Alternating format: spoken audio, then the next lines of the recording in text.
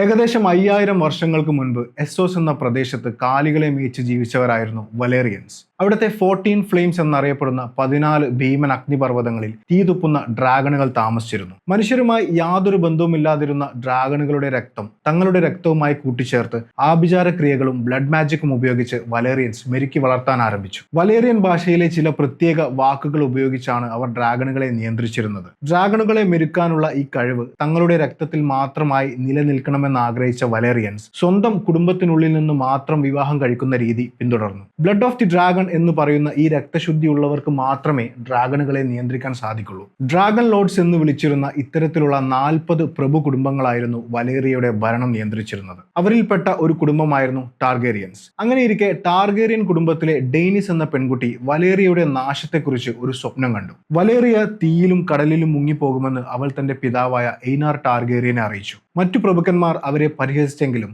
എയ്നാർ തന്റെ കുടുംബത്തെയും 5 ഡ്രാഗണുകളെയും കൂട്ടി വെസ്റ്റ്രോസ് എന്ന പ്രദേശത്തെ ഡ്രാഗൺ സ്റ്റോൺ എന്ന ദ്വീപിലേക്ക് മാറി താമസിച്ചു. പക്ഷേ 12 വർഷങ്ങൾക്ക് ശേഷം ആ പ്രവചനം സത്യമായി. ഒരേ സമയം 14 അഗ്നിപർവ്വതങ്ങളും പൊട്ടിത്തെറിച്ചതോടെ ലോകം കണ്ടിട്ടുള്ളതിൽ വെച്ച് ഏറ്റവും വലിയ സാമ്രാജ്യം വെറുമൊരു പകൽ കൊണ്ട് നശിച്ചില്ലാതായി. ബാക്കി എല്ലാ ഡ്രാഗൺ ലോർഡ്സും കൊല്ലപ്പെട്ടതോടെ ഭൂമിയിൽ ബാക്കിയായ ഒരേയൊരു ഡ്രാഗൺ ലോർഡ്സ് കുടുംബമായി ടാർഗേറിയൻസ് മാറി. വലേറിയയുടെ നാശത്തിന് ശേഷം 100 വർഷത്തോളം ടാർഗേറിയൻസ് ഡ്രാഗൺ സ്റ്റോണിൽ കഴിഞ്ഞു. ഒരു ദിവസം ടാർഗേറിയൻ പ്രഭുവായ എയ്ഗോൺ ഒന്നാമൻ ഒരു സ്വപ്നം കാണുന്നു. വടക്ക് ഭാഗത്തു നിന്നും ലോകത്തെ നശിപ്പിക്കാൻ വൈറ്റ് വാക്കേഴ്സ് എന്ന രാക്ഷസന്മാർ വരുമെന്നും അവരെ ചെറുക്കാൻ വെസ്റ്ററോസ് മുഴുവൻ ഒരു ടാർഗേറിയൻ രാജാവിന്റെ കീഴിൽ ഒന്നിക്കണമെന്നുമായിരുന്നു ആ സ്വപ്നം. അങ്ങനെ വെസ്റ്ററോസ് കീഴടക്കാൻ തന്റെ 2 സഹോദരിമാരോടൊപ്പം ബ്ലാക്ക് വാട്ടർ റഷ് എന്ന നദിക്കരയിൽ വന്നിറങ്ങിയ എയ്ഗോൺ അവിടെ എയ്ഗോൺ ഫോർട്ട് എന്ന പേരിൽ ഒരു താൽക്കാലിക കോട്ട പണിതു. 7 നാട്ടുരാജ്യങ്ങൾ ചേർന്നതായിരുന്നു വെസ്റ്ററോസ് എന്ന പ്രദേശം. ശക്തരായ ഈ നാട്ടുരാജ്യങ്ങളെ ഒരുമിച്ച് കീഴടക്കാൻ മാത്രമുള്ള സൈന്യം എയ്ഗോണിന്റെ പക്കൽ ഉണ്ടായിരുന്നില്ല. പക്ഷേ ലോകത്തെ വിറപ്പിക്കുന്ന 3 ഡ്രാഗണുകൾ അയാൾക്കുണ്ടായിരുന്നു. യുദ്ധം ജയിച്ച് 7 രാജ്യങ്ങളുടെയും അധിപനായ എയ്ഗോൺ റെഡ് കീപ്പ് എന്ന പേരിൽ ഒരു കൊട്ടാരം പണിത് അതിൽ തന്റെ ശത്രുക്കളുടെ വാളുകൾ ഡ്രാഗൺ തീയിൽ ഉരുക്കി അയൺ ട്രോൺ എന്ന സിംഹാസനം നിർമ്മിച്ചു. കൊട്ടാരത്തിന് ചുറ്റുമുള്ള സ്ഥലം പിന്നീട് വെസ്റ്ററോസിലെ കിങ്സ് ലാൻഡിംഗ് എന്ന ഏറ്റവും വലിയ നഗരമായി മാറി. വെസ്റ്ററോസിനെ ഒരു സാമ്രാജ്യമായി മാറ്റിയ എയ്ഗോൺ പഴയ രാജാക്കന്മാരെയെല്ലാം അവരുടെ പ്രദേശങ്ങളിലെ വാർഡന്മാരായി നിയമിച്ചു. രാജ്യത്തെ സാമ്പത്തികം, യുദ്ധം, നീതിന്യായം തുടങ്ങിയ കാര്യങ്ങളിൽ തീരുമാനമെടുക്കാനും രാജാവിന്റെ അഭാവത്തിൽ ഭരണം നടത്താനും അധികാരമുള്ള ഒരാളെ ഹാൻഡ് ഓഫ് ദി കിങ് എന്ന പേരിൽ നിയമിച്ചു. അതിനുശേഷം 300 വർഷത്തോളം വെസ്റ്ററോസ് ഭരിച്ച ടാർഗേറിയൻ രാജാക്കന്മാരുടെ ഏറ്റവും വലിയ ശക്തി അവരുടെ ഡ്രാഗണുകൾ തന്നെയായിരുന്നു. എന്നാൽ കാലക്രമേണ അവർക്കിടയിലുണ്ടായ അധികാര തർക്കങ്ങളും ആഭ്യന്തര യുദ്ധങ്ങളുമെല്ലാം കാരണം ഡ്രാഗണുകൾ ചത്തൊടുങ്ങുകയും അവശേഷിച്ചവ പതിയെ വലുപ്പം കുറഞ്ഞ് വംശനാശം സംഭവിച്ചില്ലാതാവുകയും ചെയ്തതോടെ ടാർഗേറിയൻസിന്റെ യഥാർത്ഥ ശക്തി നഷ്ടപ്പെട്ടു. ഡ്രാഗണുകൾ ഇല്ലാതായതോടെ ടാർഗേറിയൻസിന്റെ പിന്നീടുള്ള ഭരണം ഭയം നിറഞ്ഞതായിരുന്നു. മറ്റു പ്രഭുക്കന്മാർ ഒന്നിച്ച് അവരെ അധികാരത്തിൽ നിന്നും പുറത്താക്കുമോ എന്നുള്ള ഭയം അവരെ വേട്ടയാടി. അവസാന കാലത്തെ ടാർഗേറിയൻ രാജാവായ എയ്റിസ് രണ്ടാമന്റെ ഭരണകാലമായപ്പോഴേക്കും കാര്യങ്ങൾ കൂടുതൽ കുഴപ്പത്തിലേക്ക് നീങ്ങി. എല്ലാവരെയും സംശയത്തോടെയും ഭയത്തോടെയും മാത്രം കണ്ടിരുന്ന എയ്റിസിന്റെ ഭ്രാന്തമായ പ്രവൃത്തികൾ കാരണം എല്ലാവരും അയാളെ മാഡ് കിങ് അഥവാ ഭ്രാന്തൻ രാജാവെന്നായിരുന്നു വിളിച്ചിരുന്നത്. തനിക്കെതിരെ തിരിയുമെന്ന് സംശയം തോന്നുന്നവരെയെല്ലാം ജീവനോടെ കത്തിക്കുന്നത് അയാൾക്കൊരു വിനോദമായിരുന്നു. അയാളുടെ ഇത്തരം ഭ്രാന്തുകൾ കാരണം ജനങ്ങളും മറ്റു നാട്ടുരാജാക്കന്മാരും പൊറുതിമുട്ടി. എയ്റിസ് രാജാവിന് 3 മക്കളായിരുന്നു. റെയ്ഗാർ, വിസേരിസ് എന്ന 2 ആൺമക്കളും ഡെനേറിസ് എന്ന ഒരു പെൺകുട്ടിയും. വെസ്റ്ററോസിന്റെ ചരിത്രത്തിലെ ഏറ്റവും വലിയ യുദ്ധത്തിലേക്കും ടാർഗേറിയൻ വംശത്തിന്റെ തകർച്ചയിലേക്കും നയിച്ചത് എയ്റിസ് രാജാവിന്റെ മൂത്ത മകനായ റെയ്ഗാറിന്റെ പ്രണയമായിരുന്നു. വിവാഹിതനായിരുന്നെങ്കിലും റെയ്ഗാറിന് വിൻഡർഫെല്ലിലെ ലിയാന സ്റ്റാർക്കിനോട് പ്രണയം തോന്നുന്നു. പക്ഷേ സ്റ്റോംലാൻഡിലെ റോബർട്ട് ബറാത്തിയനുമായി ലിയാനയുടെ വിവാഹം ആദ്യമേ തീരുമാനിച്ചിരുന്നു. അങ്ങനെയിരിക്കെ ഒരു ദിവസം ലിയാനയെ കാണാതാവുകയും റെയ്ഗാർ ലിയാനയെ തട്ടിക്കൊണ്ടുപോയതായി ഒരു വാർത്ത പരക്കുകയും ചെയ്തു. റെയ്ഗാറിനെ തേടി കിങ്സ് ലാൻഡിംഗിലെത്തിയ ലിയാനയുടെ സഹോദരൻ ബ്രാൻഡൻ സ്റ്റാക്കിനെയും പിതാവ് റിക്കാർഡ് സ്റ്റാക്കിനെയും ചതിയന്മാരാണെന്ന് ആരോപിച്ച് ഭ്രാന്തനായ എയ്റിസ് രാജാവ് ക്രൂരമായി കൊലപ്പെടുത്തി. അതോടെ ലിയാനയുടെ പ്രതിശ്രുതവരനായ റോബർട്ട് ബറാത്തിയൻ, റിക്കാർഡ് സ്റ്റാക്കിന്റെ മകനായ നെഡ് സ്റ്റാക്ക്, വെയിൽസിലെ പ്രഭുവായിരുന്ന ജോൺ ആരൻ എന്നിവർ ചേർന്ന് ടാർഗേറിയൻസിനെതിരെ ഒരു യുദ്ധം പ്രഖ്യാപിച്ചു. 1 വർഷത്തോളം നീണ്ടുനിന്ന രക്തരൂക്ഷിതമായ ആ യുദ്ധത്തിനൊടുവിൽ ട്രൈഡൻ നദിക്കരയിൽ വെച്ച് റോബർട്ട് ബറാത്തിയൻ റെയ്ഗാറിനെ കൊലപ്പെടുത്തി. തന്റെ മകന്റെ മരണം എയ്റിസ് രാജാവിന് സഹിക്കാവുന്നതിലും അപ്പുറത്തായിരുന്നു. സകല നിയന്ത്രണവും നഷ്ടപ്പെട്ട അയാൾ വെസ്റ്ററോസ് മുഴുവൻ ചുട്ട് ചാമ്പലാക്കാൻ ഉത്തരവിട്ടു. അതുവരെ രാജാവിനൊപ്പം നിന്നിരുന്ന ലാനിസ്റ്റർ കുടുംബം അതോടെ അയാൾക്കെതിരെ തിരിഞ്ഞു. രാജാവിന്റെ അംഗരക്ഷകനായിരുന്ന ജെയ്മി ലാനിസ്റ്റർ രാജാവിനെ പിന്നിൽ നിന്ന് കുത്തിക്കൊന്നതോടെ 300 വർഷത്തെ ടാർഗേറിയൻ ഭരണം അവസാനിച്ചു. എല്ലാം നഷ്ടപ്പെട്ട എയ്റിസ് രാജാവിന്റെ ഇളയ മക്കളായിരുന്ന ഡെനീറിസും വിസേരിസും കടലിനപ്പുറമുള്ള എസ്സോസിലേക്ക് രക്ഷപ്പെട്ടു. നെഡ് സ്റ്റാർക്കും ജോൺ ആരനും ചേർന്ന് റോബർട്ടിനെ വെസ്റ്ററോസിന്റെ പുതിയ രാജാവാക്കി വാഴിച്ചു. ഒപ്പം Jon Arryn Hand of the King എന്ന രാജാവിന്റെ വലങ്കൈയായി നിയമിക്കപ്പെട്ടു. അതിനുശേഷം 15 വർഷത്തോളം വെസ്റ്ററോസ് ഭരിച്ച റോബർട്ട് ഒരു മികച്ച യോദ്ധാവായിരുന്നെങ്കിലും ഒരു മോശം ഭരണാധികാരിയായിരുന്നു.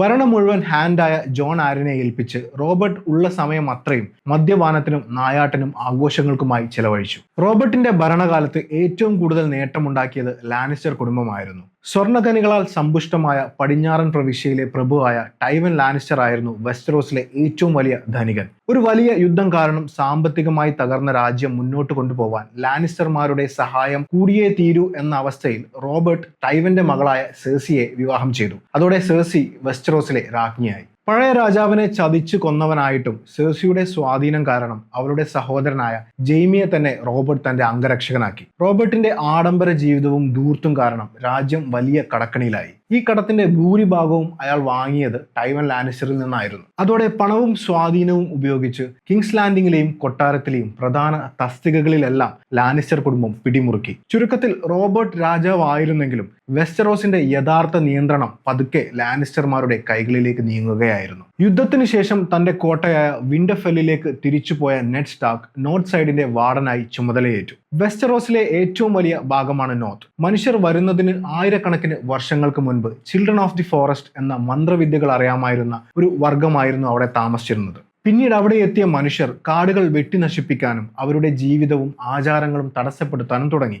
മനുഷ്യരുടെ ഇത്തരം പ്രവൃത്തികൾ പ്രതിരോധിക്കാൻ ജീവനുള്ള ഒരു ആയുധം ഉണ്ടാക്കാൻ അവർ തീരുമാനിച്ചു. ഒരു മനുഷ്യനെ പിടികൂടി ഡ്രാഗൺ ഗ്ലാസ് എന്ന കല്ല് ചില മന്ത്രങ്ങളുടെ സഹായത്തോടെ അയാളുടെ നെഞ്ചിലേക്ക് കുത്തിയിറക്കുന്നതോടെ ആ മനുഷ്യന്റെ കണ്ണുകൾ നീല നിറമാവുകയും അയാൾ നൈറ്റ് കിങ് എന്നറിയപ്പെട്ട ആദ്യത്തെ വൈറ്റ് വാക്കറായി മാറുകയും ചെയ്തു. നൈറ്റ് കിങ് സാധാരണ മനുഷ്യരെക്കാൾ 10 മടങ്ങ് കരുത്തുള്ള ഒരു രാക്ഷസനായിരുന്നു. മരിച്ചുപോയ മനുഷ്യരെയും മൃഗങ്ങളെയും പുനർജീവിപ്പിച്ച് സ്വന്തം സൈന്യമാക്കി മാറ്റാനുള്ള ഒരു കഴിവ് അയാൾക്കുണ്ട്. മനുഷ്യരുടെ സാധാരണ ആയുധങ്ങൾക്കൊന്നും അവരെ തടയാനോ നശിപ്പിക്കാനോ സാധിക്കില്ല. ഡ്രാഗൺ ഗ്ലാസ്, വലേറിയൻ സ്റ്റീൽ എന്നിവ ഉപയോഗിച്ചുണ്ടാക്കിയ ആയുധങ്ങൾ കൊണ്ടോ തീ ഉപയോഗിച്ചോ മാത്രമേ വൈറ്റ് വാക്കേഴ്സിനെ നശിപ്പിക്കാൻ സാധിക്കുള്ളൂ. മനുഷ്യർക്കെതിരെയുള്ള ഒരു പ്രതിരോധമായി നൈറ്റ് കിങ്ങിനെ ഉണ്ടാക്കിയപ്പോൾ തങ്ങൾക്ക് അതിനെ നിയന്ത്രിക്കാൻ സാധിക്കുമെന്നാണ് ചിൽഡ്രൻ ഓഫ് ദി ഫോറസ്റ്റ് ആദ്യം കരുതിയത്. എന്നാൽ മരിച്ചു വീണവരെ പുനർജീവിപ്പിച്ച് രാക്ഷസന്മാരുടെ ഒരു വലിയ സൈന്യമുണ്ടാക്കിയ അയാൾ മനുഷ്യരെയും ചിൽഡ്രൻ ഓഫ് ദി ഫോറസ്റ്റിനെയും ഒരേപോലെ ആക്രമിച്ച് ഇല്ലാതാക്കാൻ തുടങ്ങി.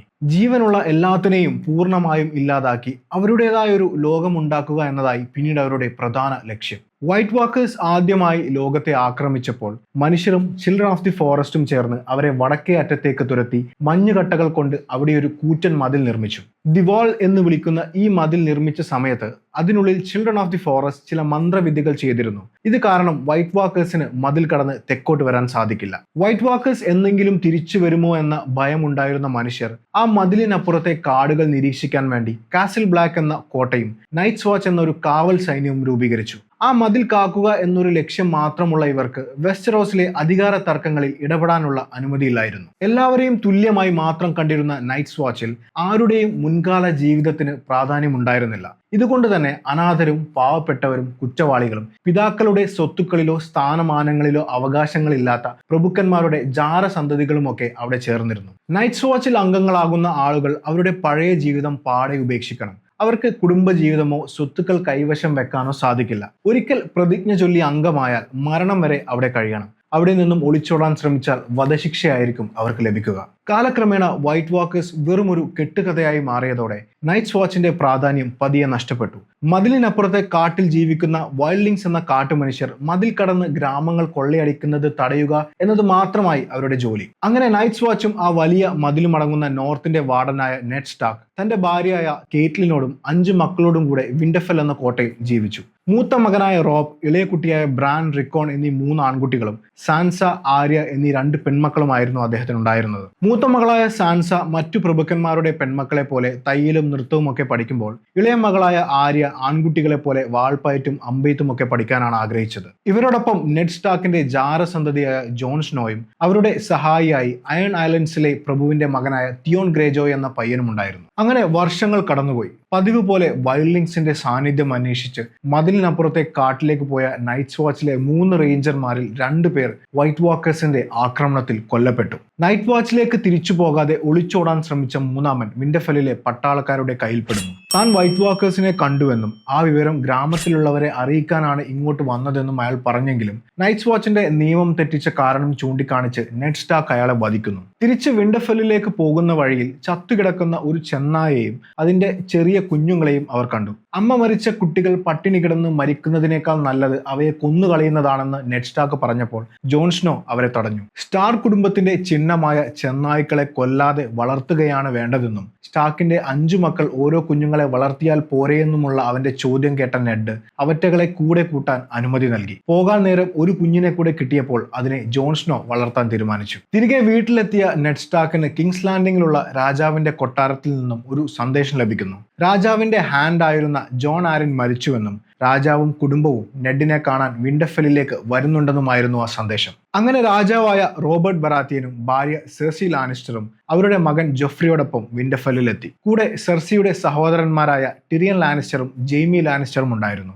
വർഷങ്ങൾക്ക് ശേഷം കണ്ടുമുട്ടിയ സ്റ്റാർക്കും റോബർട്ടും പഴയ ഓർമ്മകൾ പങ്കിടുന്നതിനിടെ സ്റ്റാർക്കിനെ തന്റെ പുതിയ ഹാൻഡായി നിയമിക്കാൻ തീരുമാനിച്ച കാര്യം പറഞ്ഞു. കൂടാതെ നെഡിന്റെ മകളായ സാൻസയെ റോബർട്ടിന്റെ മകനായ ജോഫ്രിയെ കൊണ്ട് കല്യാണം കഴിപ്പിച്ചാൽ നമുക്ക് ഒരു കുടുംബമായി ഒരുമിച്ച് 7 കിങ്ഡംസ് ഭരിക്കാമെന്ന് റോബർട്ട് നെഡിനോട് പറഞ്ഞു. പക്ഷെ തന്റെ കുടുംബവും വിന്റർഫെല്ലും വിട്ടുപോകാൻ താല്പര്യമില്ലായിരുന്ന നെഡ് സ്റ്റാർക്ക് തനിക്ക് അതിനുള്ള യോഗ്യതയില്ലെന്ന് പറഞ്ഞ് ഒഴിയാൻ ശ്രമിച്ചു. പക്ഷെ അന്ന് രാത്രി സ്റ്റാർക്കിന്റെ ഭാര്യയ്ക്ക് അവരുടെ സഹോദരിയും മരണപ്പെട്ട ഹാൻഡായ ജോൺ ആരന്റെ ഭാര്യയുമായിരുന്ന ലൈസയിൽ നിന്ന് ഒരു സന്ദേശം വന്നു.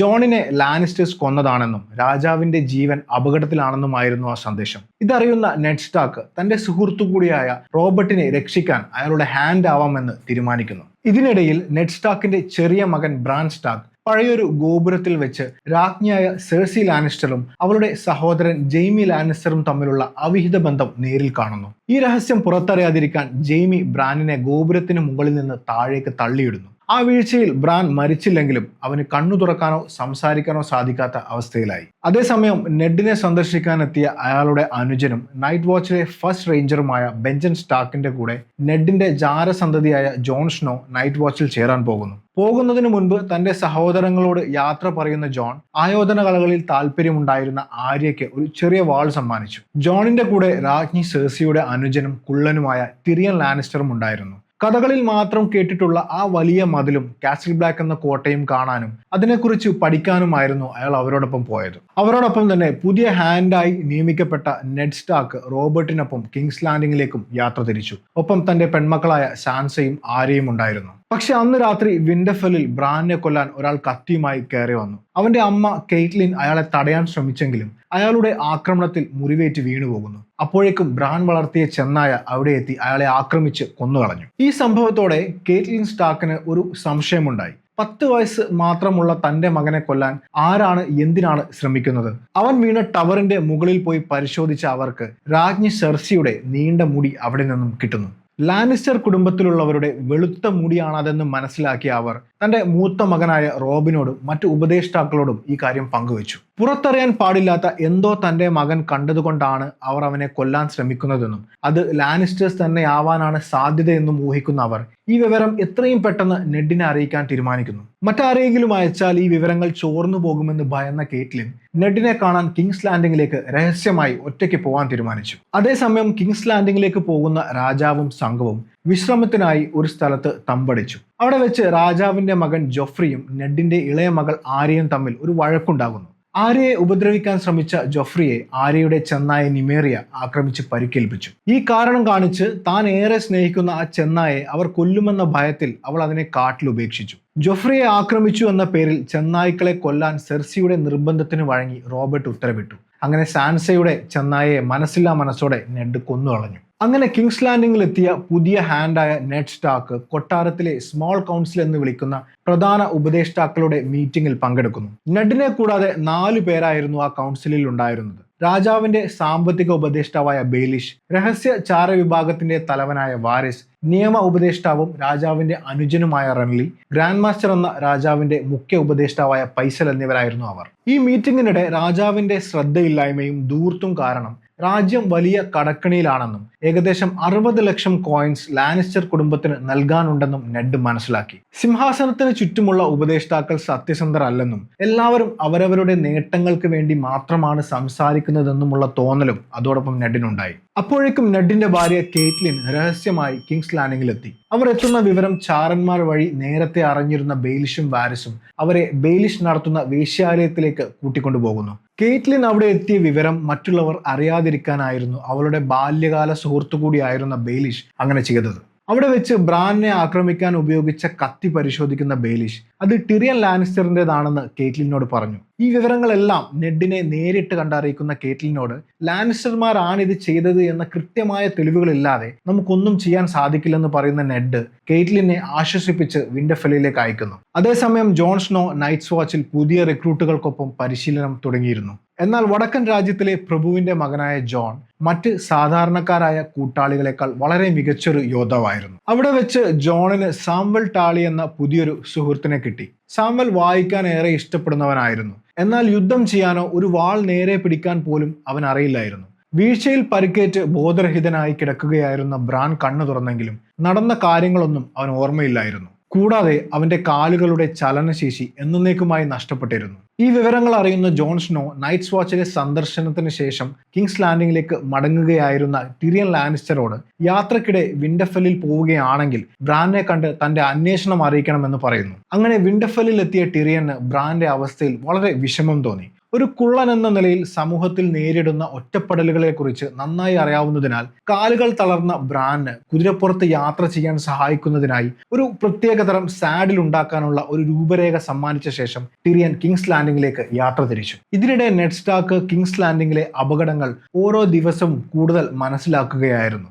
നെഡിന്റെ മുമ്പ് ആ സ്ഥാനത്തുണ്ടായിരുന്ന ജോൺ ആരിൻ എങ്ങനെയാണ് കൊല്ലപ്പെട്ടതെന്ന് കണ്ടെത്താനായി നെഡ് രഹസ്യമായി അന്വേഷണം ആരംഭിച്ചു. ജോൺ ആരിൻ അവസാനമായി സന്ദർശിച്ച സ്ഥലങ്ങളിലെത്തി ആളുകളുമായി സംസാരിച്ചപ്പോൾ അയാൾ രാജകുടുംബത്തെക്കുറിച്ച് ചില നിഗൂഢമായ കാര്യങ്ങൾ അന്വേഷിക്കുകയായിരുന്നു എന്ന് നെഡ് മനസ്സിലാക്കി. അതേസമയം വിൻഡർഫെല്ലിലേക്ക് പോവുകയായിരുന്ന കേറ്റ്ലിനും കിങ്സ് ലാൻഡിങ്ങിലേക്ക് പോവുകയായിരുന്ന ടിറിയനും തമ്മിൽ ഒരു സത്രത്തിൽ വെച്ച് കണ്ടുമുട്ടി. ബെയിലിഷ് പറഞ്ഞ വിവരം അനുസരിച്ച് ടിറിയൻ ആണ് ബ്രാനെ കൊല്ലാൻ ശ്രമിച്ചതിന് പിന്നിലെന്ന് വിശ്വസിച്ച കേറ്റ്ലിൻ അവിടെ ഉണ്ടായിരുന്ന ആളുകളുടെ സഹായത്തോടെ അയാളെ പിടികൂടി. താൻ ഒരു കുറ്റവും ചെയ്തിട്ടില്ലെന്ന് ടിറിയൻ വാദിച്ചെങ്കിലും കേറ്റ്ലിൻ അത് കേൾക്കാൻ കൂട്ടാക്കിയില്ല. ടിറിയനെ ബന്ദിയാക്കിയ കേറ്റ്ലിൻ തന്റെ സഹോദരിയായ ലൈസയുടെ രാജ്യമായ വെയിൽസിലേക്ക് അയാളെ കൊണ്ടുപോയി. തന്റെ ഭർത്താവായിരുന്ന ജോൺ ആരിന്റെ മരണത്തിന് പിന്നിൽ ലാനിസ്റ്റർമാരാണെന്ന് വിശ്വസിച്ചിരുന്ന ലൈസ ടിറിയനെ വിചാരണ ചെയ്യാൻ പോലും തയ്യാറാകാതെ ജയിലിലടച്ചു. ഇതേസമയം കടലിനക്കരെ എസ്സോസിലെ പെൻറ്റോസ് എന്ന സ്ഥലത്ത് ഇല്ലീരിയോ എന്ന ആളുടെ വീട്ടിൽ 2 പേർ ഒളിച്ചു താമസിക്കുന്നുണ്ടായിരുന്നു. മാഡ് കിങ്ങിന്റെ മക്കളായിരുന്ന വിസേറിസ് ടാർഗേറിയനും ഡെനീറിസ് ടാർഗേറിയനും. റോബർട്ടിനെ കീഴടക്കി വെസ്റ്ററോസിലെ സിംഹാസനം തിരിച്ചുപിടിക്കാൻ എന്തും ചെയ്യാൻ തയ്യാറായി നിൽക്കുകയായിരുന്നു വിസേറിസ്. അതിനായി 40,000-ഓളം ആൾബലമുണ്ടായിരുന്ന ശക്തരും യുദ്ധക്കൊതിയന്മാരുമായ ദോത്രാക്കി ഗോത്രത്തിന്റെ തലവനായ ഖാൽ ദ്രോഗോയ്ക്ക് തന്റെ അനുജത്തിയായ ഡിനേറിസിനെ അവൻ വിവാഹം ചെയ്തു കൊടുത്തു. ദോത്രാക്കികളുടെ സഹായത്തോടെ റോബർട്ടിനെ യുദ്ധം ചെയ്ത് തോൽപ്പിച്ച് സിംഹാസനം തിരികെ പിടിക്കാമെന്നായിരുന്നു വിസേറിസിന്റെ കണക്കുകൂട്ടൽ. വിവാഹത്തിന് ഇല്ലീരിയോ ഡിനേറിസിന് സമ്മാനിക്കുന്നത് 3 ഡ്രാഗൺ മുട്ടകളാണ്. കാലപ്പഴക്കം കാരണം കല്ലായി പോയിരുന്നുവെങ്കിലും ഡ്രാഗൺ ലോർഡ്സ് ആയിരുന്ന ടാർഗേറിയൻസ് കുടുംബത്തിലെ അവസാനത്തെ കണ്ണിയായ ഡിനേറിസിന് ആ സമ്മാനം വളരെ ഇഷ്ടപ്പെട്ടു. ഈ ചടങ്ങിൽ വെച്ച് ഡിനേറിസ് അവളുടെ അച്ഛന്റെ പഴയ അംഗരക്ഷകനായിരുന്ന ജോറ മൊമെന്റിനെ പരിചയപ്പെടുകയും അയാൾ അവൾക്ക് തന്റെ സഹായം വാഗ്ദാനം ചെയ്യുകയും ചെയ്തു. അങ്ങനെ ദോത്രാക്കികളുടെ കൂടെ ഡിനീറിസും വിസേറിസും യാത്ര തുടങ്ങി. ആദ്യം ഈ വിവാഹത്തിൽ ഭയന്നു നിന്ന ഡിനീറിസ് പതുക്കെ ദോത്രാക്കി സംസ്കാരവും ഭാഷയും പഠിക്കാൻ തുടങ്ങുന്നു. തന്റെ പുതിയ ജീവിതം ഇഷ്ടപ്പെട്ടു തുടങ്ങിയ ഡിനീറിസ് പരുക്കനായ ഖാൽ ദ്രോഗോയെ സ്നേഹത്തോടെ സമീപിച്ച് കീഴടക്കി.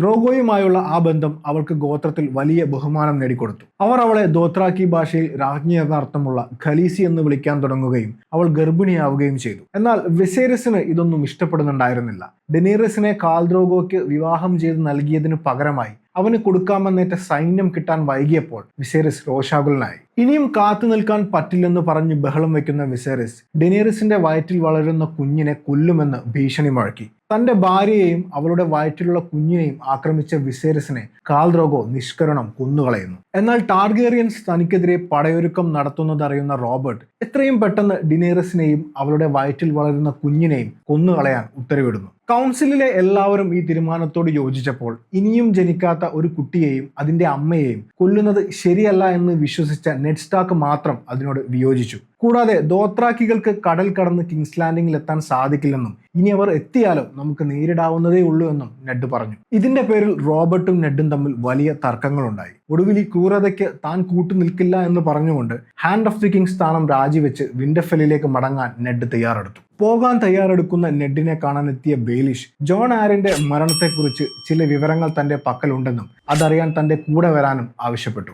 ബെയിലിഷിന്റെ അടുത്തു നിന്നും മടങ്ങുന്ന വഴിയിൽ വെച്ച് ടിറിയനെ ബന്ദിയാക്കിയ കാരണം പറഞ്ഞ് ജെയ്മിയും സംഘവും നെഡിനെ ആക്രമിച്ച് പരിക്കേൽപ്പിക്കുന്നു. കാലിന് ഗുരുതരമായി പരിക്കേറ്റ് കൊട്ടാരത്തിൽ വിശ്രമിക്കുകയായിരുന്ന നെഡിനെ സന്ദർശിക്കുന്ന റോബർട്ട് രാജാവ് ഈ പ്രശ്നം ഒഴിവാക്കാൻ എത്രയും പെട്ടെന്ന് ടിറിയനെ മോചിപ്പിക്കാൻ കേറ്റ്ലിന് സന്ദേശം അയക്കാൻ നെഡിനോട് പറയുന്നു. രാജ്യത്തിന്റെ നല്ലൊരു ഭാഗം ലാനിസ്റ്റേഴ്സിന്റെ പണത്തിന് കടപ്പെട്ടിരിക്കുന്ന ഈ അവസ്ഥയിൽ ലാനിസ്റ്റേഴ്സും സ്റ്റാർക്സും തമ്മിലൊരു യുദ്ധമുണ്ടായാൽ അത് രാജ്യത്തെ സമാധാനം നശിപ്പിക്കുമെന്നും തൽക്കാലം ജെയ്മിയെയും ടിറിയനെയും ഒന്നും ചെയ്യാൻ നിർവാഹമില്ലെന്നും റോബർട്ട് നെഡിനോട് പറഞ്ഞു. രാജിവെച്ച ഹാൻഡ് സ്ഥാനം നെഡിന് തിരികെ കൊടുക്കുന്ന റോബർട്ട് താനൊരു വേട്ടയ്ക്ക് പോവുകയാണെന്നും തിരിച്ചു വന്നിട്ട് ബാക്കി സംസാരിക്കാമെന്നും പറയുന്നു. ഇതേസമയം വെയിൽസിൽ ടിറിയനെ വിചാരണ ചെയ്യാൻ തുടങ്ങി. 2 കുറ്റങ്ങളായിരുന്നു അയാൾക്കെതിരെ ആരോപിച്ചത്. രാജാവിന്റെ മുൻ ഹാൻഡായിരുന്ന ജോൺ ആരിനെ കൊന്നതും നെഡിന്റെ മകൻ ബ്രാനെ കൊല്ലാൻ ശ്രമിച്ചതും. പക്ഷേ ഈ 2 കുറ്റങ്ങളും നിഷേധിച്ച ടിറിയന് വെസ്റ്ററോസിലെ നിയമങ്ങളെപ്പറ്റി വ്യക്തമായ ധാരണയുണ്ടായിരുന്നു. തന്റെ മേൽ ആരോപിച്ച കുറ്റങ്ങൾക്ക് തെളിവില്ലെന്നറിയാമായിരുന്ന ടിറിയൻ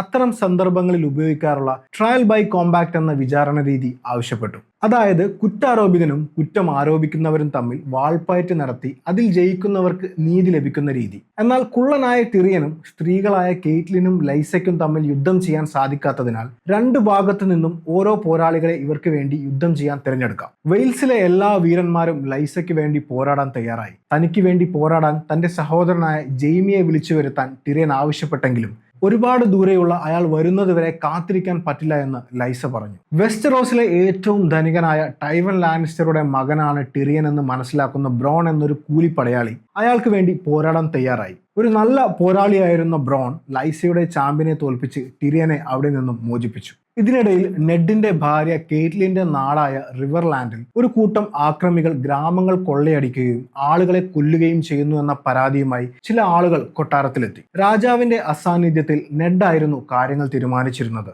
അവർ പറഞ്ഞ വിവരങ്ങൾ അനുസരിച്ച് ഇതിന് നേതൃത്വം കൊടുക്കുന്നത് മൗണ്ടൻ എന്ന് വിളിക്കുന്ന ലാനിസ്റ്റർമാരുടെ വിശ്വസ്തനായ പടയാളിയാണെന്ന് ലോർഡ് ബെയിലിഷും ഗ്രാൻഡ് മേസ്റ്ററും നെഡിനോട് പറഞ്ഞു. ഇത് വിശ്വസിക്കുന്ന നെഡ് മൗണ്ടനെ വധശിക്ഷയ്ക്ക് വിധിക്കുകയും ലാനിസ്റ്റർ പ്രഭുവായ ടൈവൻ ലാനിസ്റ്ററോട് കൊട്ടാരത്തിൽ ഹാജരായി അയാളുടെ ആളുകൾ ചെയ്ത പ്രവൃത്തികൾക്ക് വിശദീകരണം നൽകാനും ഹാജരായില്ലെങ്കിൽ അയാളെ ഒരു ശത്രുവായി പ്രഖ്യാപിക്കുമെന്നും ഉത്തരവിടുന്നു. രാജാവായ റോബർട്ടിന്റെ അഭിപ്രായം എടുക്കാതെ രാജ്യത്തെ ഏറ്റവും വലിയ പണക്കാരനായ ടൈവനെതിരെ ഇത്രയും കടുത്ത തീരുമാനമെടുക്കുന്നത് നല്ലതാവില്ല എന്ന് ബെയിലിഷും ഗ്രാൻഡ് മാസ്റ്ററും നെഡിനെ ഓർമ്മിപ്പിച്ചു. കാര്യങ്ങൾ കൂടുതൽ കുഴപ്പത്തിലേക്കാണ് പോകുന്നതെന്ന് മനസ്സിലാക്കുന്ന നെഡ് തന്റെ 2 പെൺമക്കളെയും തിരിച്ച് വിന്റർഫെല്ലിലേക്ക് അയക്കാൻ തീരുമാനിച്ചു. ഇതിനിടയിൽ ജോൺ ആരിന്റെ മരണത്തെക്കുറിച്ചുള്ള അന്വേഷണങ്ങൾക്കിടെ റോബർട്ടിന്റെയും സെർസിയുടെയും മക്കളാണെന്ന് കരുതിയിരുന്ന ജോഫ്രിയും ടോമനും മെഴ്സിലയും അയാളുടെ മക്കളല്ലെന്നും അവർ ജെയ്മിയുടെയും സെർസിയുടെയും അവിഹിത ബന്ധത്തിലുണ്ടായ കുട്ടികളാണെന്നും നെഡ് മനസ്സിലാക്കുന്നു. ഈ സത്യം പുറത്തു വന്നാൽ രാജ്യം ഒരു വലിയ ആഭ്യന്തര യുദ്ധത്തിലേക്ക് നീങ്ങുമെന്ന് മനസ്സിലാക്കുന്ന നെഡ് രാജാവും പരിവാരങ്ങളും വേട്ടയ്ക്ക് പോയ സമയം സെർസിയെ ഒറ്റയ്ക്ക് കണ്ട് സംസാരിക്കുന്നു. അവളുടെ കുട്ടികൾ ജെയ്മിയുടേതാണെന്ന സത്യം താൻ അറിഞ്ഞെന്നും ഈ കാര്യം റോബർട്ടിനെ അറിയിക്കുന്നതിന് മുൻപ് നീയും നിന്റെ കുട്ടികളും നഗരം വിട്ടു പോകുന്നതാണ് നല്ലതെന്നും നെഡ് സെർസിയോട് പറഞ്ഞു. പക്ഷേ വേട്ടയ്ക്കിടെ ഒരു കാട്ടുപന്നിയുടെ ആക്രമണത്തിൽ റോബർട്ട് രാജാവിന് ഗുരുതരമായി പരിക്കേറ്റു. താൻ മരിക്കാൻ പോവുകയാണെന്ന് മനസ്സിലാക്കിയ റോബർട്ട് തന്റെ മകൻ ജോഫ്രിക്ക് ഭരണമേറ്റെടുക്കാനുള്ള പക്വതയാകും വരെ രാജ്യഭരണം നെഡ് സ്റ്റാർക്കിനെ താൽക്കാലികമായി ഏൽപ്പിച്ചുകൊണ്ടുള്ള ഉത്തരവ് തയ്യാറാക്കുകയും തന്റെ മരണശേഷം കൗൺസിലിൽ അത് ഹാജരാക്കി ഭരണം ഏറ്റെടുക്കാൻ നെഡിനോട് ആവശ്യപ്പെടുകയും ചെയ്തു. എന്നാൽ ജോഫ്രി അയാളുടെ മകനല്ലെന്ന് അറിയാമായിരുന്ന നെഡ് ആ ഉത്തരവ് തയ്യാറാക്കുമ്പോൾ മകൻ എന്നതിന് പകരം യഥാർത്ഥ അവകാശി എന്ന് തിരുത്തി എഴുതി. രാജാവിന്റെ മരണം ഉറപ്പായപ്പോൾ അധികാരത്തിനായുള്ള വടംവലികൾ പല ഭാഗത്തു നിന്നും ആരംഭിച്ചു. രാജാവിന്റെ ഇളയ സഹോദരനായ റെൻലിയും ബെയിലിഷും എല്ലാം പല ഗൂഢതന്ത്രങ്ങളുമായി നെഡിനെ സമീപിച്ചു. എന്നാൽ റോബർട്ടിന് മക്കളില്ലാത്തത് കൊണ്ട് അയാളുടെ അടുത്ത സഹോദരനായ സ്റ്റാനിസ് ആണ് രാജാവാകേണ്ടതെന്ന് നെഡ് ഉറപ്പിച്ചു പറഞ്ഞു. ഇതിനിടയിൽ സെർസിയും ജോഫ്രിയും അധികാരം പിടിച്ചടക്കാനുള്ള നീക്കങ്ങൾ നടത്തുന്നുണ്ടെന്ന് മനസ്സിലാക്കുന്ന നെഡ് ഒരു ഏറ്റുമുട്ടൽ ഉണ്ടായാൽ തനിക്ക് സഹായത്തിനായി സിറ്റി വാച്ചിലെ 2000-ഓളം സൈനികരെ ഒരുക്കി നിർത്താൻ ബെയിലിഷിനോട് ആവശ്യപ്പെടുന്നു. അപ്പോഴേക്കും റോബർട്ട് മരിക്കുകയും സെർസി ജോഫ്രിയെ അടുത്ത രാജാവായി പ്രഖ്യാപിക്കുകയും ചെയ്തു. ചെയ്തു. ബെയിലിഷിന്റെ സഹായമുണ്ടാവുമെന്ന് വിശ്വസിച്ച കൗൺസിലെത്തുന്ന നെഡ് രാജാവ് മരണത്തിനു മുൻപ് തയ്യാറാക്കിയ ഉത്തരവ് അവിടെ ഹാജരാക്കി. കൂടാതെ ജോഫ്രി രാജാവിന്റെ മകനല്ലെന്നും അവന് കിരീടത്തിൽ യാതൊരു അവകാശമില്ലെന്നും പറയുന്നു. എന്നാൽ നെഡ് വിശ്വസിച്ചതുപോലെ ആയിരുന്നില്ല കാര്യങ്ങൾ. അയാളെ സഹായിക്കാമെന്ന് ഏറ്റിരുന്ന ബെയിലിഷ് ലാനിസ്റ്റർമാർക്കൊപ്പം ചേർന്ന് അയാളെ ചതിക്കുകയായിരുന്നു. സെർസിയുടെ ആജ്ഞ പ്രകാരം അവർ നെഡിനെ തടവിലാക്കി. അതോടെ കിങ്സ് ലാൻഡിംഗ് എന്ന തലസ്ഥാന നഗരി പൂർണ്ണമായും ലാനിസ്റ്റർമാരുടെ പിടിയിലായി. നെഡ് സ്റ്റാർക്കിന്റെ വിശ്വസ്തരായ അംഗരക്ഷകരെയും സൈനികരെയും ജോഫ്രിയുടെ സൈന്യം നിഷ്കരുണം കൊലപ്പെടുത്തി. ആ അപ്രതീക്ഷിത ആക്രമണത്തിൽ നെഡിന്റെ പെൺമക്കൾ ഒറ്റപ്പെട്ടു. ഇളയ മകളായ ആര്യ അവളെ വാൾപ്പയറ്റ് പഠിപ്പിക്കാൻ നെഡ് ഏർപ്പാടാക്കിയ അധ്യാപകനായ സിറിയോ ഫോറലിന്റെ സഹായത്തോടെ കൊട്ടാരത്തിന് പുറത്തേക്ക് രക്ഷപ്പെട്ടെങ്കിലും മൂത്ത മകളായ സാൻസ ജോഫ്രിയുടെ സൈനികരുടെ കയ്യിൽപ്പെടുന്നു. തന്റെ പിതാവിനെ രാജ്യദ്രോഹ കുറ്റം ചുമത്തി തടവിലാക്കിയ വാർത്ത നെഡിന്റെ മൂത്ത മകനായ റോബ് സ്റ്റാർക്കിന്റെ അടുത്തെത്തി. നെഡിനെ മോചിപ്പിക്കാനും ലാനിസ്റ്റർമാരുടെ ചതികൾക്ക് പ്രതികാരം ചെയ്യാനും നോർത്തിലെ എല്ലാ പ്രഭുക്കന്മാരും അടങ്ങുന്ന ഒരു വലിയ സൈന്യവുമായി ലാനിസ്റ്റർമാർക്കെതിരെയുള്ള യുദ്ധത്തിന് റോബ് തയ്യാറെടുത്തു. ഇതേസമയം കാസിൽ ബ്ലാക്കിൽ നിന്നും റോന്ത് ചുറ്റാൻ പോയ ബെഞ്ചൻ സ്റ്റാർക്കിനെയും സംഘത്തെയും കാണാതാവുന്നു. അവരെ അന്വേഷിച്ചു പോയവർക്ക് ബെഞ്ചനെ കണ്ടെത്താൻ സാധിച്ചില്ലെങ്കിലും മറ്റു രണ്ടുപേരുടെയും മൃതദേഹം കണ്ടെത്തി കാസിൽ ബ്ലാക്കിൽ എത്തിക്കുന്നു. മരിച്ചിട്ട് ദിവസങ്ങളായിട്ടും ആ ശരീരങ്ങൾ അഴുകിയിട്ടില്ല എന്ന് മനസ്സിലാക്കുന്ന അവർ കാസിൽ ബ്ലാക്കിലെ ഗ്രാൻഡ് മാസ്റ്ററായ എയ്മന്റെ പരിശോധനയ്ക്ക് ശേഷം അവ മറവ് ചെയ്യാമെന്ന് തീരുമാനിക്കുന്നു. പക്ഷെ അന്ന് രാത്രി ഒരു സംഭവം ഉണ്ടായി. വൈറ്റ് വാക്കേഴ്സിന്റെ സ്പർശനമേറ്റിരുന്ന ആ മൃതദേഹങ്ങൾ ഉയർത്തെഴുന്നേറ്റ് നൈറ്റ്സ് വാച്ചിലെ കമാൻഡറെ ആക്രമിച്ചപ്പോൾ ജോൺ സ്നോ തീ ഉപയോഗിച്ച് അവയെ കൊന്നുകളയുന്നു. അതോടെ നൂറ്റാണ്ടുകൾക്ക് മുൻപ് അപ്രത്യക്ഷമായി എന്ന് വിശ്വസിച്ചിരുന്ന വൈറ്റ് വാക്കേഴ്സ് തിരിച്ചു വരുന്നു എന്ന വാർത്ത അവരെ അസ്വസ്ഥരാക്കുന്നു. കിങ്സ് ലാൻഡിംഗിൽ നടക്കുന്ന കാര്യങ്ങൾ അറിയിച്ചുകൊണ്ടുള്ള സന്ദേശം അപ്പോഴേക്കും നൈറ്റ്സ് വാച്ചിൽ എത്തിയിരുന്നു.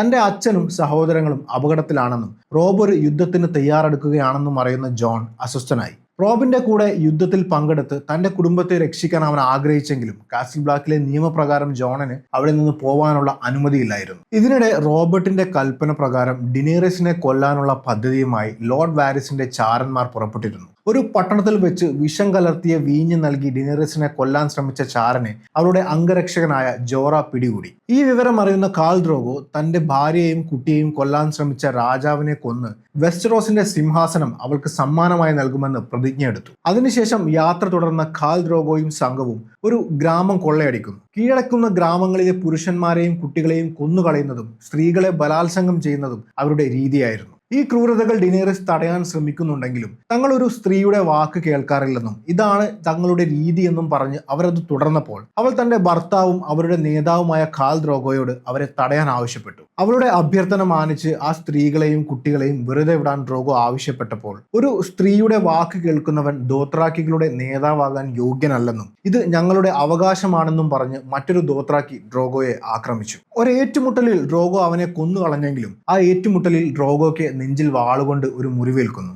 തന്റെ പക്കൽ മുറിവ് പെട്ടെന്നുണങ്ങാനുള്ള ഒരു ഔഷധമുണ്ടെന്ന് പറഞ്ഞ് ആ ഗ്രാമത്തിലെ മന്ത്രവാദിനിയായ ഒരു സ്ത്രീ മുന്നോട്ട് വന്നു. മന്ത്രവാദത്തെ എതിർത്തവരായിരുന്നു ദോത്രാക്കികൾ. അതുകൊണ്ട് അവരുടെ ചികിത്സ ആവശ്യമില്ലെന്ന് ദ്രോഗോ പറഞ്ഞെങ്കിലും ഡിനേറിസിന്റെ നിർബന്ധപ്രകാരം ആ സ്ത്രീ ഉണ്ടാക്കിയ ഒരു മരുന്ന് ആ മുറിവിൽ വെച്ച് കെട്ടിയ ശേഷം അവർ അവിടെ നിന്നും യാത്ര തുടർന്നു. ഇതേസമയം തന്റെ ഭർത്താവിനെ ചതിയിലൂടെ തടവിലാക്കിയ ലാനിസ്റ്റർമാരെ നേരിടാൻ കേറ്റ്ലിൻ തന്റെ അനുജത്തി ലൈസയോട് സഹായം തേടുന്നുണ്ടെങ്കിലും തന്റെ മകന്റെ സുരക്ഷയെ ഭയന്ന് ലൈസ യുദ്ധത്തിനില്ലെന്ന് വ്യക്തമാക്കുന്നു. ലൈസയിൽ നിന്ന് ഒരു സഹായവും ലഭിക്കില്ലെന്ന് ഉറപ്പായതോടെ കേറ്റ്ലിൻ റോബ് നയിക്കുന്ന സൈന്യത്തിന്റെ കൂടെ ചേർന്ന് യുദ്ധതന്ത്രങ്ങൾ മെച്ചപ്പെടുത്തുന്നു. അപ്പോഴേക്കും കിങ്സ് ലാൻഡിംഗിൽ ഭരണത്തിൽ കൂടുതൽ പിടിമുറുക്കാൻ ശ്രമിക്കുന്ന സെർസി നെഡിനെ പോലെ സത്യസന്ധനും നീതിമാനുമായ സർ ബാരിസ്റ്റർ തങ്ങളുടെ കുതന്ത്രങ്ങൾക്കൊന്നും കൂട്ടുനിൽക്കില്ലെന്ന് മനസ്സിലാക്കി. അയാളെ രാജാവിന്റെ സുരക്ഷാ സംഘമായിരുന്ന കിങ്സ് ഗാർഡിന്റെ തലപ്പത്ത് നിന്നും ഒഴിവാക്കി പകരം ജെയ്മി ലാനിസ്റ്ററെ അവിടെ നിയമിക്കുന്നു. അവിടെ വെച്ച് തന്റെ അച്ഛനോട് കരുണ കാണിക്കണമെന്ന് അപേക്ഷിക്കുന്ന സാൻസയോട് തന്നെ രാജാവായി അയാൾ അംഗീകരിച്ച്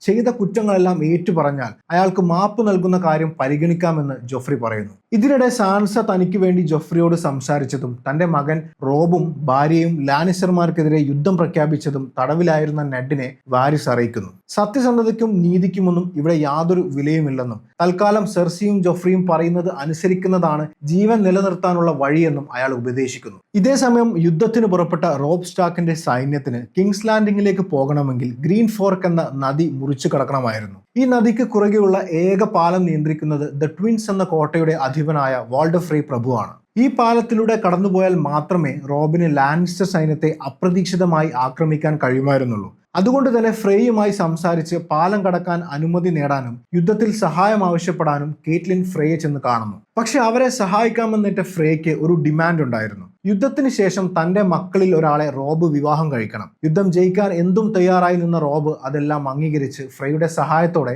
പാലം കടന്ന് മുൻപോട്ട് നീങ്ങുന്നു. അപ്പോഴേക്കും തനിക്ക് പറ്റിയ മുറിവിൽ നിന്നും അണുബാധയേറ്റ കാൽ ദ്രോഗോ പൂർണ്ണമായും അവശനായി മരണത്തോടടുത്തു. ദ്രോഗോയെ രക്ഷിക്കാൻ സഹായം ചോദിക്കുന്ന ഡിനേറിസിനോട് അതിനുള്ള സമയം വൈകിപ്പോയെന്നും ഇന്ന് രാത്രിയോടെ അയാൾ മരിക്കുമെന്നും ജോറ പറഞ്ഞു. ഇനി ഇവിടെ തുടരുന്നത് അപകടമാണെന്നും എത്രയും പെട്ടെന്ന് എങ്ങോട്ടെങ്കിലും മാറണമെന്നും അവളോട് ആവശ്യപ്പെട്ട ജോറ ദോത്രാക്കികളുടെ രീതി അനുസരിച്ച് അവരുടെ നേതാവ് മരിച്ച ഉടനെ അവരിൽ ശക്തൻ ആരാണോ അയാളായിരിക്കും അടുത്ത നേതാവെന്നും പഴയ നേതാവിന്റെ ഭാര്യയെയും കുഞ്ഞിനെയും കൊന്നുകളയുമെന്നും അവളോട് പറഞ്ഞു. എങ്കിലും അവൾ പ്രതീക്ഷ കൈവിടാതെ ആ മന്ത്രവാദിനിയായ സ്ത്രീയെ കൊണ്ട് ആഭിചാരം വഴി കാലിനെ രക്ഷിക്കാൻ ശ്രമിക്കുന്നു. എന്നാൽ ആ കർമ്മത്തിന് ശേഷം കാലിന്റെ ജീവൻ നിലനിർത്താൻ സാധിച്ചെങ്കിലും അവളുടെ കുട്ടി വയറ്റിൽ വെച്ച് മരണപ്പെടുന്നു. മാത്രമല്ല ദ്രോഗോയ്ക്ക് ജീവനുണ്ടെങ്കിലും എഴുന്നേൽക്കാനോ നടക്കാനോ ഒന്നും സാധിക്കാത്ത ഒരു ജീവച്ഛവം മാത്രമായിരുന്നു അയാൾ. യഥാർത്ഥത്തിൽ തന്റെ കുടുംബത്തെയും ജനങ്ങളെയും നശിപ്പിച്ച് അവളെ അനാഥയാക്കിയ ദ്രോഗോയെ ആ മുറിവിൽ വിഷം പുരട്ടി ആ മന്ത്രവാദിനി ജീവച്ഛവമാക്കുകയായിരുന്നു. ഇത് മനസ്സിലാക്കിയ ഡിനേറിസ് അവളെ തടവിലാക്കുന്നു. അപ്പോഴേക്കും ഡ്രോഗോയെ ഇനി ഒന്നിനും കൊള്ളില്ലെന്ന് മനസ്സിലാക്കിയതോടെ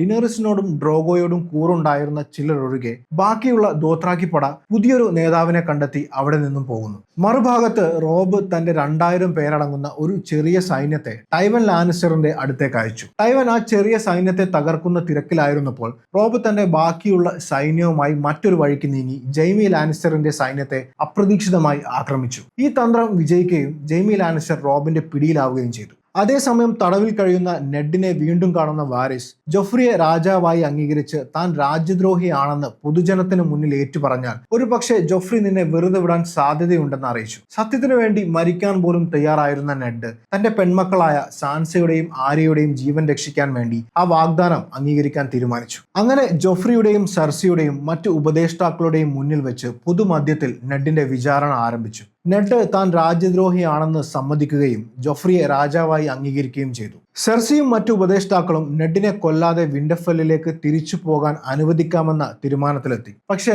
അധികാരം തലയ്ക്ക് പിടിച്ച ജോഫ്രി എല്ലാവരെയും ഞെട്ടിച്ചുകൊണ്ട് തന്റെ ആദ്യ രാജകൽപ്പനയായി നെഡ് സ്റ്റാർക്കിന്റെ തലയറുക്കാൻ ഉത്തരവിട്ടു. അതോടെ നീതിമാനായ നെഡ് സ്റ്റാർക്ക് എന്ന പ്രഭുവിന്റെ ജീവിതം ഒരു രാജ്യദ്രോഹിയായി അവസാനിച്ചു. ഇതെല്ലാം കണ്ടുകൊണ്ട് ആ ജനക്കൂട്ടത്തിനിടയിൽ ഉണ്ടായിരുന്ന ആര്യയെ നൈറ്റ്സ് വാച്ചിലെ ഗാർഡും നെഡിന്റെ സുഹൃത്തുമായിരുന്ന യെരോൺ രക്ഷപ്പെടുത്തി. ജോഫ്രിയുടെ പട്ടാളക്കാരുടെ കയ്യിൽ അകപ്പെടാതിരിക്കാൻ അവളുടെ മുടി മുറിച്ച് ഒരു ആൺകുട്ടിയെ പോലെ വേഷം ധരിപ്പിച്ച ശേഷം അവൾ നൈറ്റ്സ് വാച്ചിലേക്ക് യാത്ര തിരിച്ചു. നെഡ് മരിച്ച വിവരം അപ്പോഴേക്കും റോബും കേറ്റ്ലിനും അറിഞ്ഞു. തന്റെ അച്ഛന്റെ മരണം റോബിനെ വല്ലാതെ തളർത്തി. എന്നാൽ നിന്റെ സഹോദരിമാർ അവരുടെ കയ്യിലാണെന്നും നമ്മൾ തളരാതെ മുന്നോട്ട് നീങ്ങണമെന്നും കേറ്റ്ലിൻ അവനോട് പറഞ്ഞു. അടുത്ത ആക്രമണത്തിനായി റോബ് നോർത്തിലെ പ്രഭുക്കന്മാരെ എല്ലാം ഒരുമിച്ച് ചേർത്തു. ഈ യുദ്ധത്തിന് ശേഷം നോർത്ത് ഒരു സ്വതന്ത്ര രാജ്യമായി പ്രഖ്യാപിക്കാനും റോബിനെ അവിടുത്തെ രാജാവാക്കാനും അവർ തീരുമാനിച്ചു. അപ്പോഴേക്കും ജെയ്മി റോബിന്റെ കയ്യിൽ അകപ്പെട്ട വിവരം മനസ്സിലാക്കുന്ന ടൈവൻ ലാനിസ്റ്റർ ജെയ്മിയെ രക്ഷിക്കാൻ പുറപ്പെടുകയും തന്റെ അഭാവത്തിൽ ഹാൻഡ് ഓഫ് ദ കിങ് ആയി ചുമതലയേറ്റ് കിങ്സ് ലാൻഡിങ്ങിലേക്ക് പോകാൻ ടിറിയൻ ലാനിസ്റ്ററോട് ആവശ്യപ്പെടുകയും ചെയ്തു. കാൽ ദ്രോഗോ ഇനി ഒരിക്കലും പഴയതുപോലെ ആവില്ലെന്ന് തിരിച്ചറിയുന്ന ഡിനേറിസ് അർത്ഥശൂന്യമായ അയാളുടെ ജീവിതം അവസാനിപ്പിക്കുന്നു. ശേഷം ദ്രോഗോയെ ദഹിപ്പിക്കാൻ തയ്യാറാക്കിയ ചിതയിൽ തന്റെ കയ്യിലുള്ള 3 ഡ്രാഗൺ മുട്ടകളുമായി അവൾ കയറി തീ കൊളുത്തി. പിറ്റേ ദിവസം കെട്ടടങ്ങിയ ആ ചിതയ്ക്കരികിൽ പോയി നോക്കുന്ന ജോറയും കൂട്ടരും കണ്ട കാഴ്ച ആളിക്കത്തിയ ആ തീയിൽ ഒരു പോറൽ പോലും ഏൽക്കാതെ 3 ഡ്രാഗൺ കുഞ്ഞുങ്ങളുമായി നിൽക്കുന്ന ഡിനേറിസിനെയാണ്. നൂറ്റാണ്ടുകൾക്ക് മുൻപ് വംശനാശം സംഭവിച്ച ഡ്രാഗണുകൾ ഡിനേറിസിനൊപ്പം വെസ്റ്ററോസിന്റെ അധികാരത്തിനായുള്ള യുദ്ധത്തിലേക്ക് തിരിച്ചു വരുന്നു.